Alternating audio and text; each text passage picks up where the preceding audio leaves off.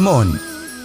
জীবনে যখনই কোনো বস্তু বা সুখ স্বাচ্ছন্দ্য অধিক মাত্রায় আপনার কাছে চলে আসে, তখন নিজেকে শ্রেষ্ঠ মনে করার একটা প্রবণতা দেখা যায়, যা হয় আত্মবিশ্বাসে পরিণত হয়, নয়তো অহংকারে। এবার আত্মবিশ্বাস আর অহংকারের মধ্যে অনেক বড় পার্থক্য রয়েছে। আমি এটা করতে পারি, আমি ওটাও করতে পারি, এ হলো আত্মবিশ্বাস। শুধুমাত্র আমি এটা করতে পারি, শুধুমাত্র আমি ওটাও করতে পারি, আমি হলাম সর্বশ্রেষ্ঠ, এটা হলো অহংকার। এবার এই অহংকার এর ধ্বনি অনেক দূর প্রবাহিত হয়, আর এর প্রহার সর্বপ্রথম আপনাকে বিপর্যস্ত করে। এবার এই অহংকার এর বিপরীত শব্দ হল বিনয়, অর্থাৎ নিজের ঊর্ধ্বে উঠে অন্যের বিষয় ভাবনা চিন্তা করা, সংসারের বিষয় ভাবা।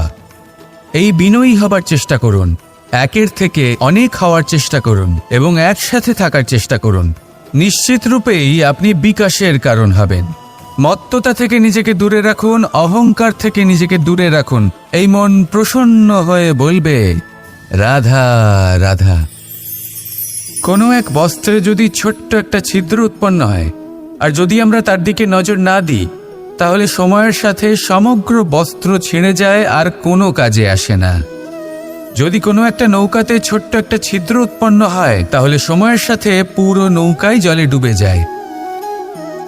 লক্ষ্যের দিকে অগ্রসর হওয়ার সময় একটা ছোট্ট ভুল আপনি যদি করে ফেলেন, তাহলে আপনাকে তা লক্ষ্যের থেকে দূরে করে দিতে পারে। এমনটা এই সম্পর্কের সাথেও হয়ে থাকে।